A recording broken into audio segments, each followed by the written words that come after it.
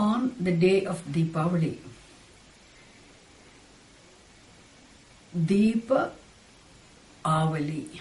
Avalihi means a row. Line is called Avali. A list is also called Avalihi. When you make a list of things, a list, what all I want, also Avalihi. A row is called Avalihi. A line is also called Avalihi. So Deepanam Avalihi.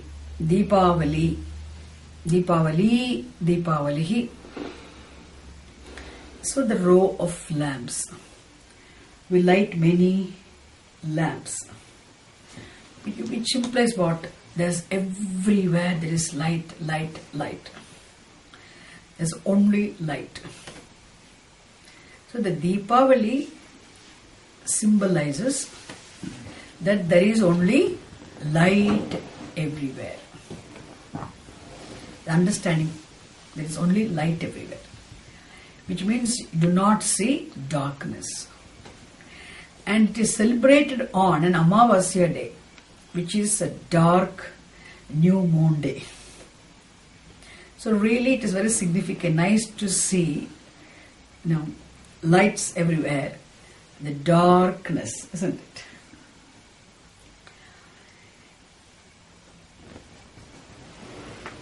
Actually, in the early morning of Deepavali, we are supposed to get up very early in the morning, and we are supposed to have a shower and wear new clothes and have crackers, eat sweets, like everything supposed to do before 6 o'clock in the morning. By the time the sun comes, we will be ready.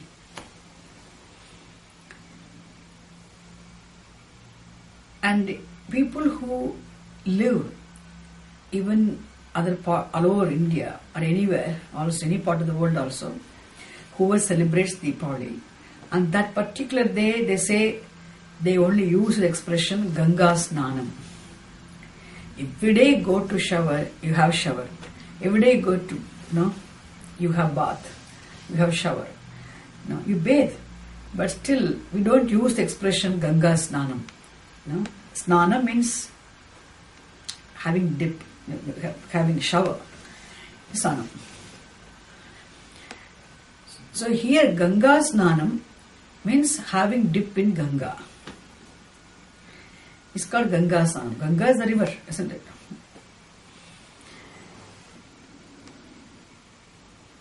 So even if you are not living somewhere near Ganga river in India, North India, some part where Ganga is flowing, all over, isn't it? Whether in Rishikesh or in Delhi, wherever Ganga is flowing, people can have Ganga Snanam. But living any part of the world, any part of India, how can they have Ganga Snanam? But still they call that day, they say Ganga Snanam. Even if you use your Thames river water, still it is Ganga Snanam. Thames is the London Ganga.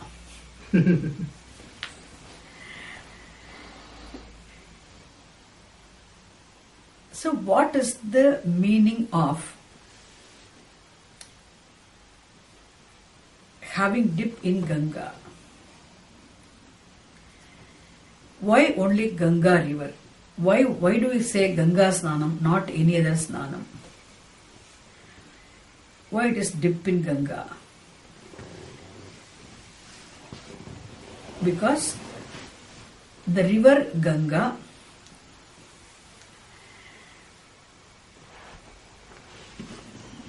is the one which has been, big river, and it's a very big river. In fact, in India it's the holiest river. All the rivers are holy. Any river is holy. But Ganga is very specially holy because it symbolizes the Veda Shastram.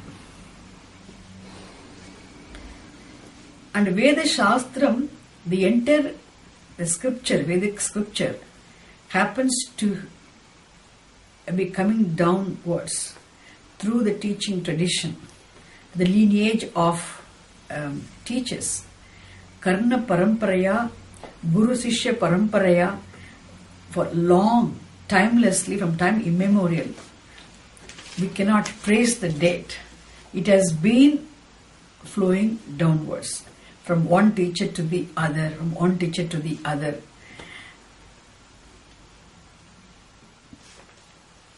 That is why that we say this knowledge also is flowing. Vedic wisdom has been flowing.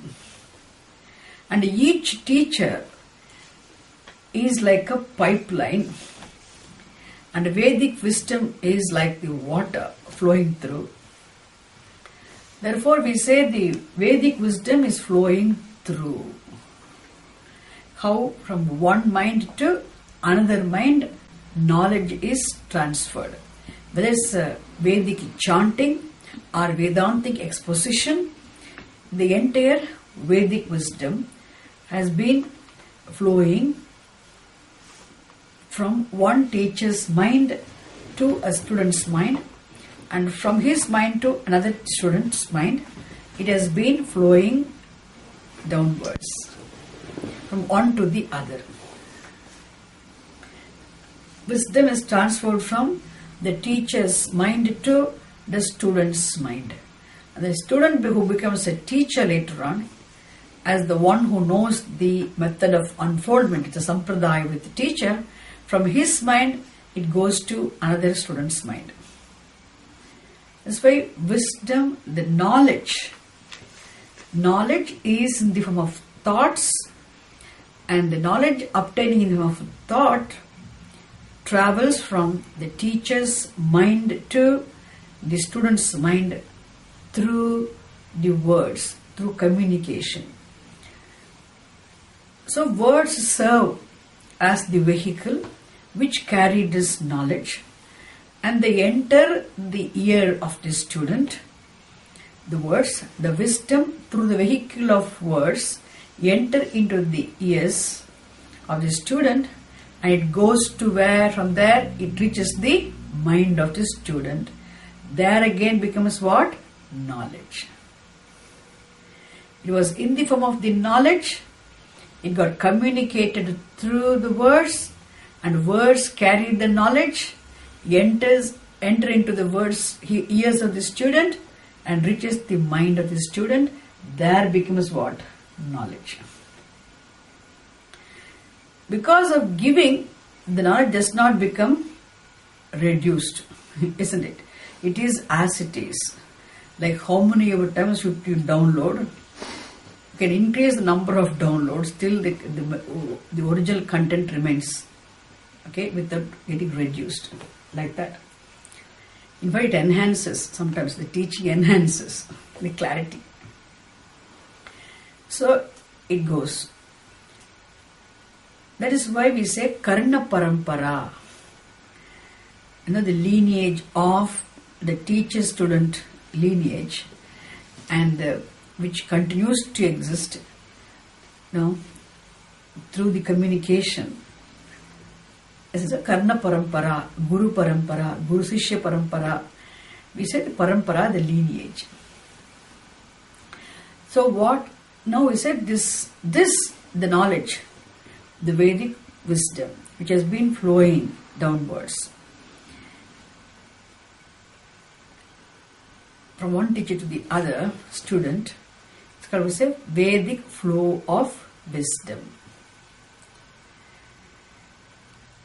And who is the first teacher? We cannot say. But the proof is what? Today, my teacher exists, which proves his teacher must have been there. Isn't it? For him, his teacher was there. And his teacher is the proof for his great other teacher's existence, to prove the existence of the other teacher. Like that, every present teacher becomes the proof for the teacher who would have existed before, from whom the person would have got the wisdom, knowledge. If you ask who is we can never trace the first teacher, Just as you cannot trace your first foremost of the great grandparents, you cannot trace your first teacher. That's why we call it Anadi Parampara. Anadi Parampara means what? The beginningless, no, the lineage of teachers. A beginningless tradition. But timeless tradition this is. So it be endless also. Because just how it has been beginningless, it will be endless also. Because knowledge does not become extinct as long as it is communicated, it is retained, isn't it? Preserved. Through teaching, knowledge is preserved. So it has been there.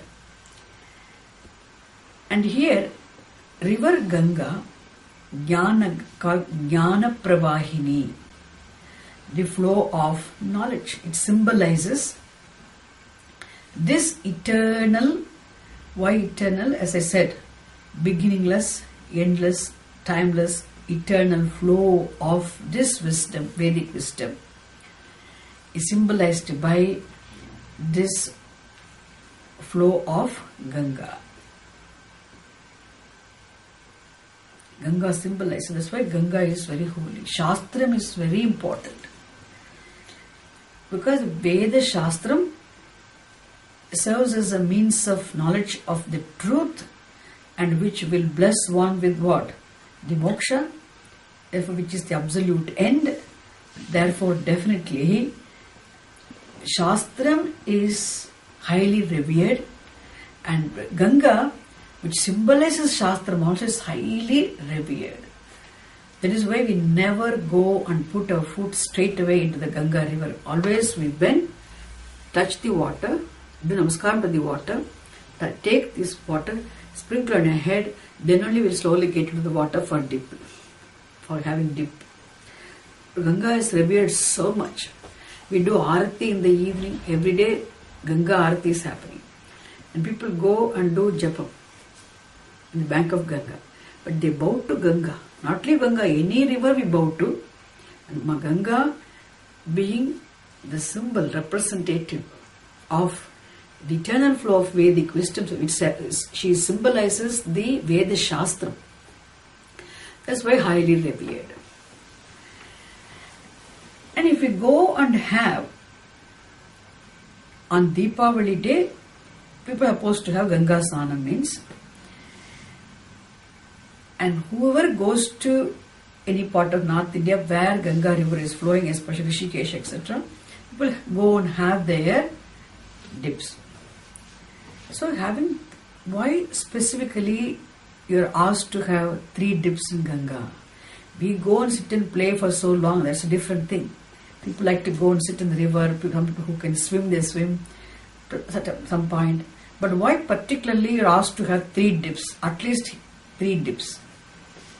You have to completely block your nose and completely go inside, all your back, everything should get wet, isn't it? Just go inside, come out. Get yourself completely soaked in the water and come out. 3 times you are asked to do.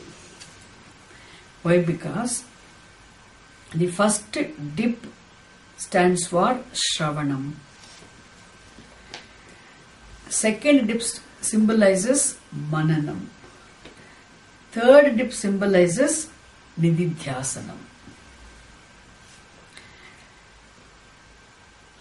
So listening to the systematic, regular, continuous study of the scripture with the help of the competent teacher for length of time is called what? Shravanam.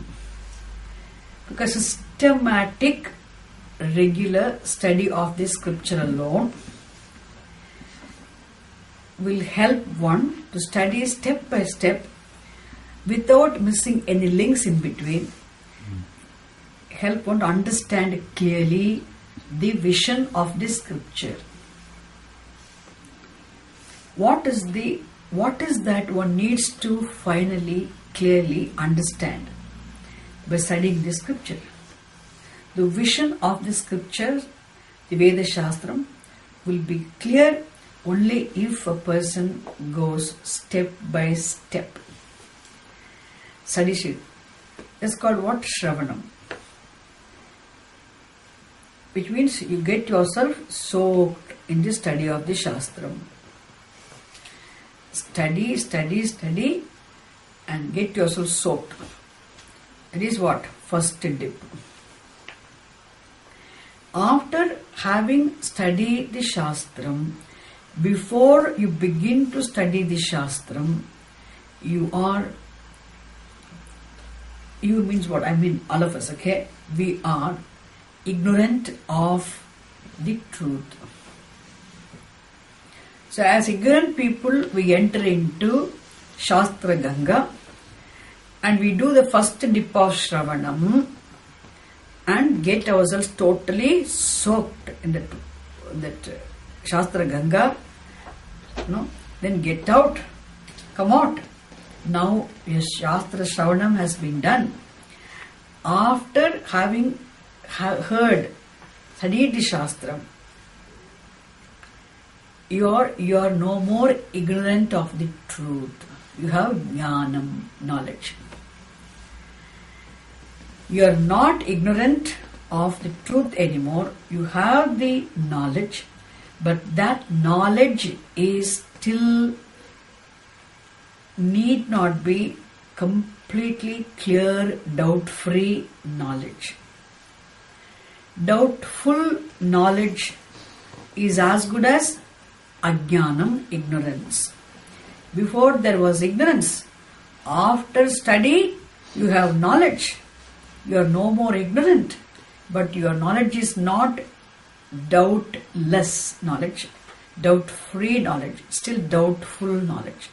How do we know whether our knowledge is doubtful or doubt-free?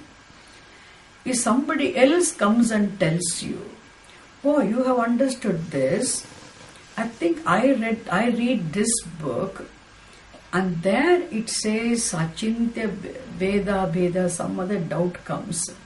Some other doubt, no? Somebody else is saying that and can't they be right? Because other person has a doubt. Or somebody else must have given that doubt to the person. Because so many people, so many minds, it's not so many. There are definitions, there are theories, there are views, as many views, are there, as many minds. So many views and so many people have so many views. If somebody else comes and tells you some other view,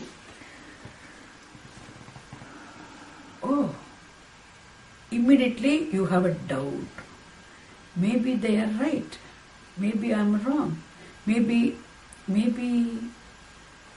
that's also right. Such a doubt might come. It is possible. Which means your knowledge is not very clear, ascertained. You have the knowledge, but any other person with any other view can come and shake your understanding, which means you do not have ascertained, doubt-free, assimilated, unshakable vision, but you have doubtful knowledge, doubtful understanding. One person comes and asks something, you get shaken. Isn't it? Which means the knowledge must be unshakable, isn't it? Unshaken knowledge. For which you have to see if whatever views are there, whatever possible views are there, okay, you can make it very clear by reflecting upon what you have heard during Shravanam, during the study, initial study of the scriptures, whatever you have been systematically, regularly studying, and reflecting upon what you have already heard and understood and retained. If you have not yet heard, first you have to listen. If you have already heard, and you must have understood also. So having heard, I heard, but I haven't understood means what? You have to re-listen.